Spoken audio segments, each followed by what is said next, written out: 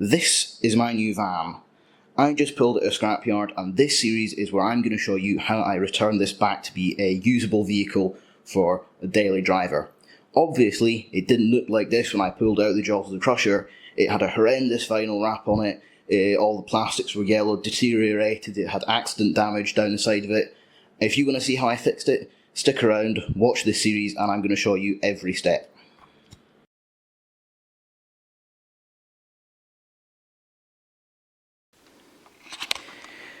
So it has begun. We have got the whole bonnet clean now, got the wrap off that. This has taken somewhat longer than I had bargained it might. I had been hoping we'd have the whole van stripped back like this in a weekend. Both me and my dad have been working on this for a whole weekend, and we've done just this panel, nothing else. Hopefully the rest of it goes faster, because this has been really baked on by the heat of the engine. So hopefully the rest will come off much faster, but I will show you in a second the method we've been using. Although, one good thing you can see if I move in here a bit, the paint underneath the wrap is actually in really quite good condition for an 18-year-old vehicle. Well, 17, 18 years old, I'm not sure exactly when this was registered. There's a couple of minor little stone chips you can see in it.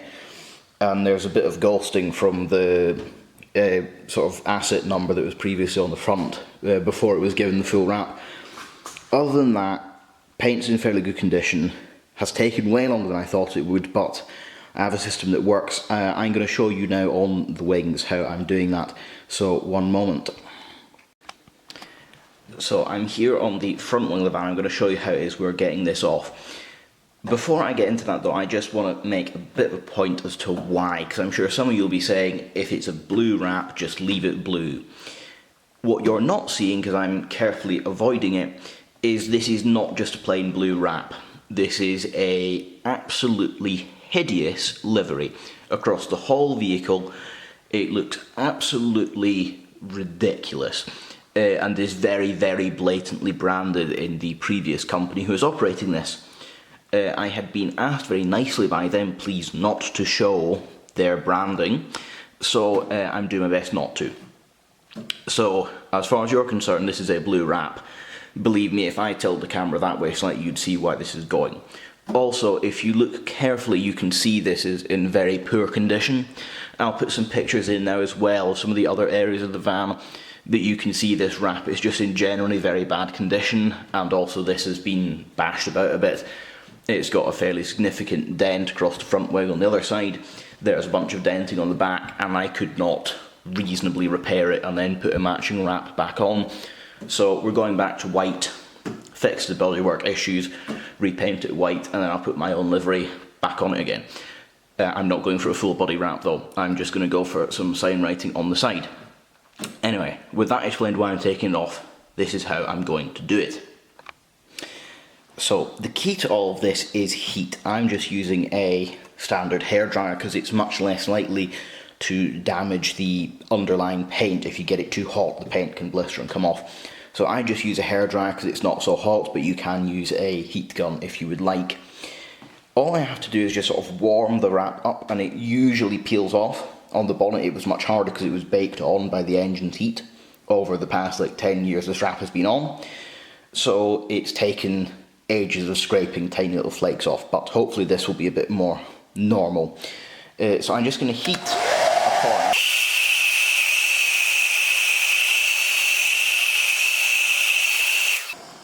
And then once it's hot, I'm going to try and pick at the edge of the wrap round the end, so I can get a bit here to sort of peel.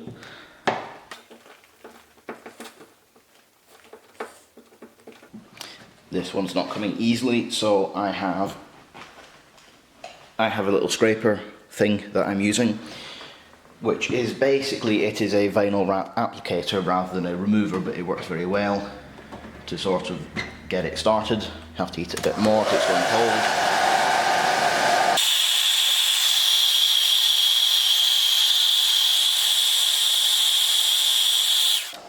And now I've got it started, I can just grab and peel the wrap off in sections like this.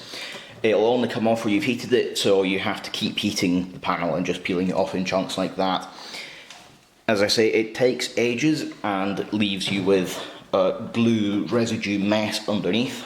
I'll show you to get that off in a minute, but I'm going to remove the rest of the wrap off this wing, and I'll show you then how to deal with the glue. So 1 second while I do that.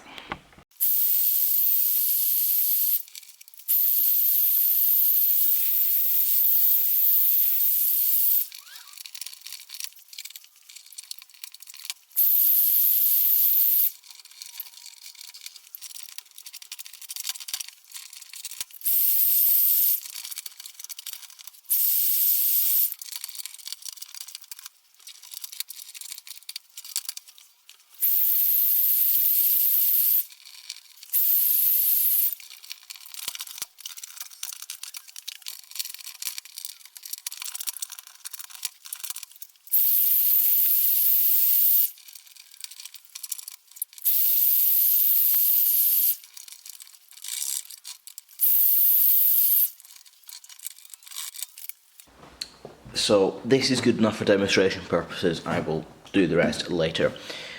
We have been experimenting with various different things over the past couple of days to try and see what works to get this residue off. I had a look on YouTube, couldn't find much useful. There are specific products you can get that are designed to do this. I think 3M makes one. They probably work fine. I don't know, I've not tried them. But upon looking at them, they seem to be mostly petroleum-based solvents. So things like naphtha, I think some of them have xylene in them too, that kind of thing. So I've tried white spirit, which does work, but it's not amazing. What I've been using is just petrol or gasoline, depending where you are.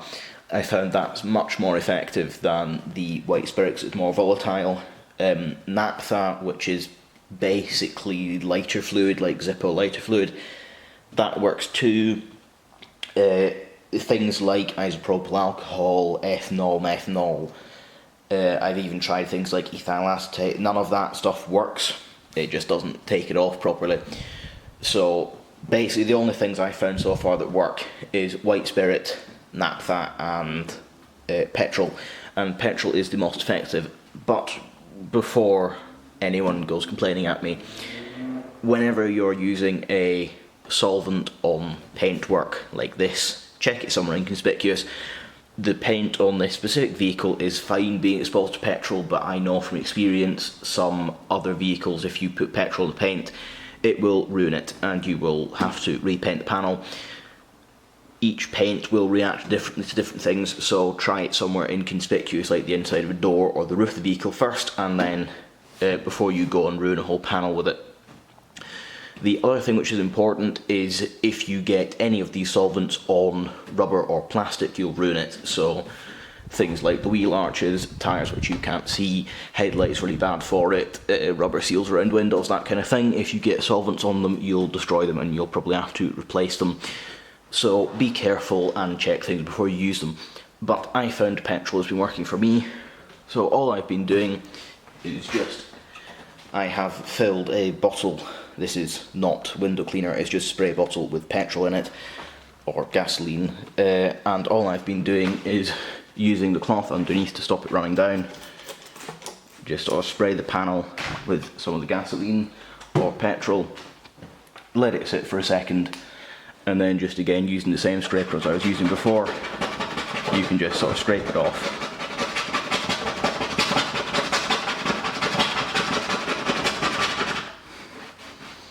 And it will gradually come off like this.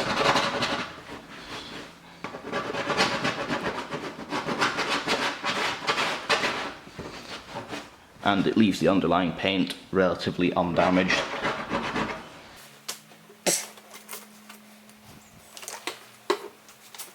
Another thing that should go without saying is if you're using solvents, do it in a ventilated area. I've got doors and stuff open because the fumes are quite nasty and you could potentially hurt yourself, make yourself fall unconscious, or even die if you overwhelm yourself with them, so do it in a ventilated area.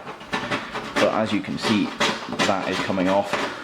really well once it's had the petrol soaking on it for a few minutes.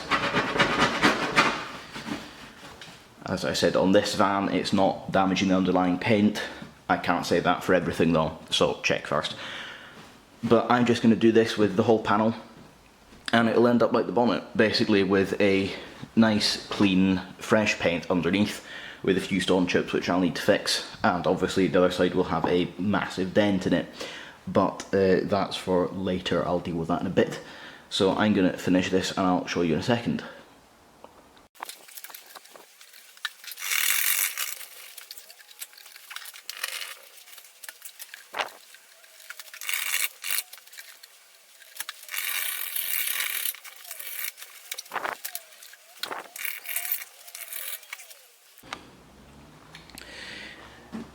To save both my SD card space and your patience, I'm going to not make you watch the whole of this, but I'm going to do this for the rest of the panel, take the rest of this wrap off, and I'll get back to you in a bit. The other thing I was thinking I should have mentioned there is be careful putting petrol into things that are not designed to hold petrol. Some plastics are damaged by it, so if you go filling a random bottle with it, there is a decent chance that it's going to just melt and leak everywhere. Well, not melt, dissolve. So, not a great idea. I know that bottle is fine, but check before you do anything. Yeah, but I'm going to get on. I'll try and finish this. Oh yeah, the other thing I should have mentioned is sometimes the scratching with the scraper in order to get the glue residue off will leave basically scratch marks in the paint. That is easily fixable just with a bit of polish, teacup, whatever. I did that on the bonnet and it has cleaned up fine. There's no issues with that after you've polished it, so don't be too concerned if you see any tiny little scratch marks or anything. You can polish them out. But yes, I'm going to finish this panel off and I'll be back to you in a minute. So this wing has come up really nicely as well, like the bonnet has. Really pleased with that. Now onto all that down there. One moment. This is an addition from me. I'm halfway down the side of the van now, as you can see, so I've been at this for quite a while. This is a wee tool I found though. I just arrived in the post today, and I wish I had this from the start, so if any of you are doing this, I would recommend you buy one before you begin with. It's this thing here. It's a little scraper tool, and it takes these, they're little basically straight razor blades, but made of plastic rather than metal, so that they're sharp but they won't cut you. And more importantly, they won't scratch the paint.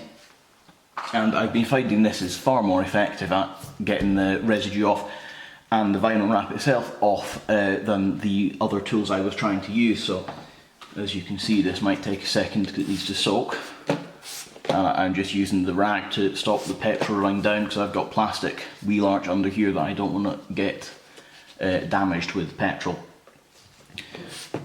But if we just give this a second to soak, you can see that this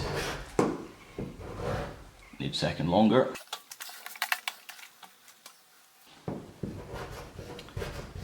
Yeah, you can see this is taking that right off much faster than the other things I was using.